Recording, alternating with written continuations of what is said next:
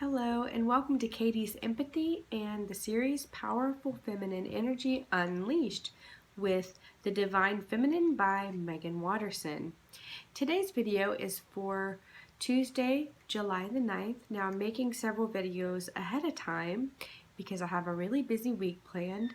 So I'm going to go ahead right now and set the intention that anyone who watches this video on July 9th, that this is the perfect message for you today and exactly what you needed to hear. So let's go ahead and start shuffling the cards and see what messages we have for Tuesday, July the 9th. I can already start to tell that the deck is getting smaller as we're working through and learning from these different divine feminine energies. Beautiful. It's been a really fun journey for me so far. I hope that you all have enjoyed it. If you're just now starting, go ahead and take a look at those past videos. Still lots of things to learn and lots of guidance to receive. And of course, we can always reflect back and see how we can learn from our past.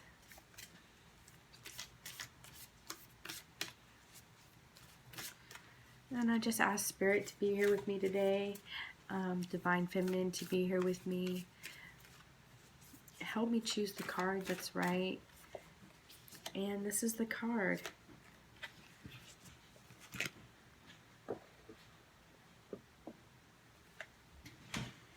It's Miao Shan, the Princess of Mercy. Giving is receiving. The energy of the universe is merciful. And here she is. I hope you can see that. Yep. All right, so let's see what the book has to say about Miao Shan.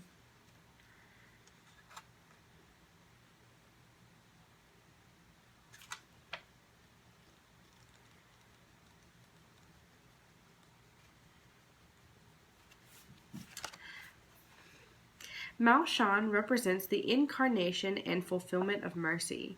She was a Chinese princess who is believed to have lived during the Tang Dynasty and to have been the incarnation of the goddess Kuan Yin. She was the daughter of a king who wanted her to marry a wealthy man in order to secure more wealth and power for himself. When she refused, the king sent her to live in a monastery on a secluded island off the coast of China. When the king found out that Miao Shan had transformed the barren island into a paradise, he got so angry that he ordered the monastery to be burned to the ground. But when Miao Shan saw the monastery in flames, she pricked the tip of her tongue with a hairpin and magically summoned a storm that put out the fire. The king then ordered Miao Shan's execution, but no blade or sword could kill her. Instead, each weapon shattered into pieces before touching her body. After several attempts, a gorgeous glowing white tiger appeared and spirited Miao Shan away. The tiger took her to meet Yama, the ruler of hell. Miao Shan immediately heard the suffering of the souls all around her, and one by one, she liberated them with the fierce power of her empathy.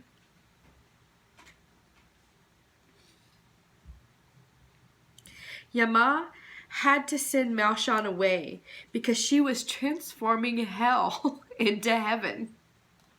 Wow.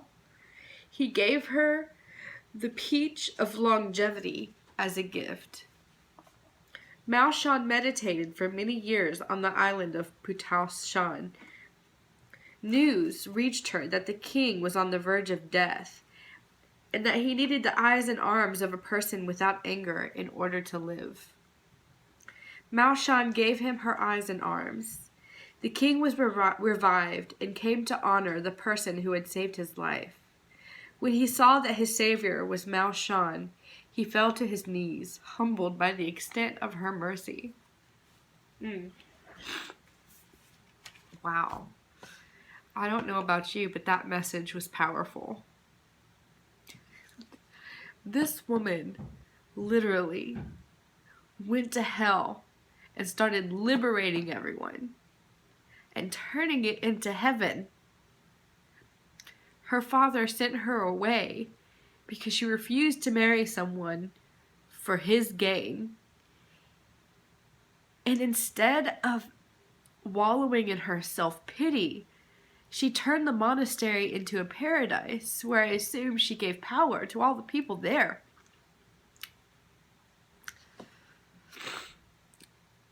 Whew. That story, I feel like that's, so far, she's my favorite. How can somebody go turn hell into heaven?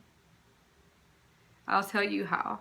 They have so much love and so much mercy and so much empathy that they literally can transcend people out of hell, transmute their negative energy into beautiful energy.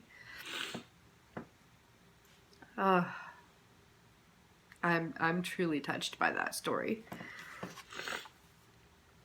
When you select her card, the author, Sue Monk Kidd, articulates the process of empathy so clearly when she writes, "Empathy is the most mysterious transaction that the human soul can have, and it's accessible to all of us.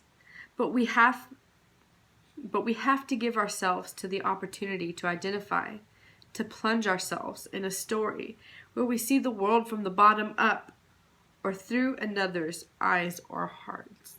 To see the world from the bottom up." Right? We always see the world through the eyes of the victor, through the eyes of the rich, right? Everybody looks up at the top and says, "Oh, I wish I could be up there. I wish that I could be that person, and what are all these people doing wrong that they can't be successful?" You know.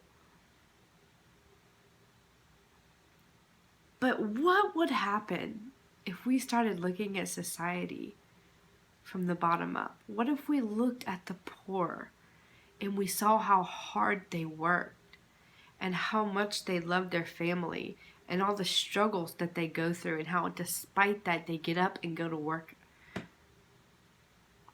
What if we had empathy like that for people who struggle? Like, we all fuck up constantly, right?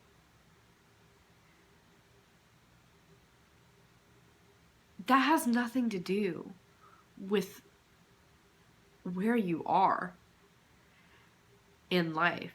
You know, like, the richest person in the world has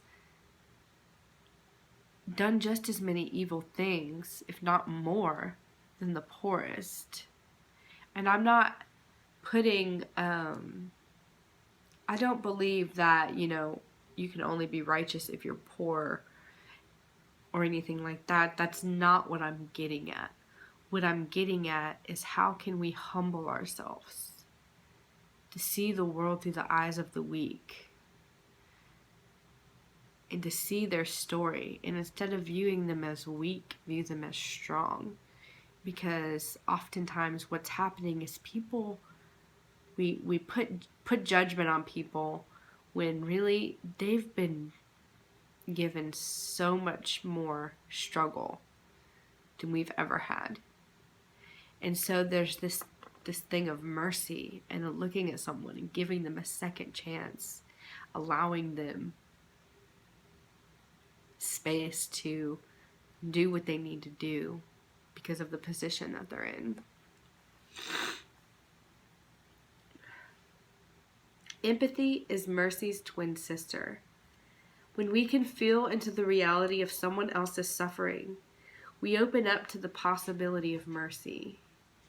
Mercy comes from the old Etruscan merc, which means exchange. Mercy is the embodiment of compassion. It can feel easy or even natural to have compassion for people who have never harmed us personally. But mercy is having compassion for someone who has. Mercy requires that we give something of ourselves, which is symbolized by Miao Shan giving her eyes and arms to the king. It can feel like a great sacrifice to be so giving towards someone who has given us nothing, but suffering.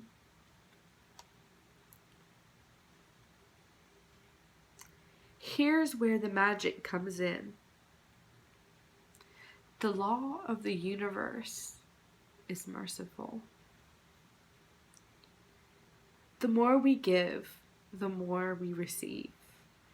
When the king realized the profound act of mercy his daughter bestowed on him, Miao Shan transformed into her true manifestation as the thousand-armed Kuan Yin. Miao Shan is a reminder that giving is the true receiving. When we refuse to release our anger towards someone, we're blocking the flow of the universe within us. We are not harming the person who harmed us by remaining angry. We are keeping ourselves from receiving the love and the light that is already ours. We are not harming the person who harmed us by remaining angry. We are keeping ourselves from receiving the love and light that is already ours. Let that sink in. Like the book just said, it is easy to show compassion for someone who's far away from you. It is easy to care about world hunger. It's easy to care about, people who are suffering if you don't know them. But it's a whole nother thing altogether to show compassion and mercy towards someone who has hurt you. Now, I'm not saying that you need to go and be a part of somebody's life or support someone if they hurt you. I'm not saying that these kind of things come to us automatically. But if we can allow ourselves to release anger and resentment from people who have hurt us, and eventually show them kindness rather than bitterness, you're allowing that love and light to flow through you. And I know that's the hardest thing for us to accept sometimes, because people are downright mean. People are downright dirty. But is that how you're going to be? Don't let someone's actions cause resentment and bitterness and anger inside of you. The soul voice meditation is, who can I give mercy to in this moment? Who can I give mercy to in this moment? And remember, mercy is not having compassion on someone we don't know. Mercy is not just forgiving, but having compassion towards someone who has hurt us or wronged us. And it's okay if this doesn't come to you right away. And it's okay if you feel anger and bitter. I'm not saying that it's not. But how can we work through those emotions and transform them into mercy? Trust me when I say this, because I have been through some things. And people have hurt me, just like I'm sure they've hurt you. The day that I was able to have compassion towards my abusers, towards the people who hurt me, the day that I was able to let go of that anger and resentment, or not even the day, the days, the process of doing that, because it wasn't just one day I woke up and I was no longer angry and bitter. No, that's not how it worked. No, it took a while. But once I was able to do that, so many things started happening for me in my life. Because when you hold that anger and that bitterness, it's like holding a mirror up to the world, and you attract that to yourself, and you attract more negative experiences. So if you can today, in whatever way, if it's in a big way or if it's in a small way, on Tuesday, July the 9th, if you can show mercy towards someone today, I promise you, it will transform you. Even the littlest bit of compassion towards someone who's hurt you. Giving is receiving. The energy of the universe is merciful. Think about that. Think about things that you've done that might have hurt somebody. If the universe was not merciful, you might be in a worse place right now. But the truth is, Spirit is always there loving us, even when we mess up.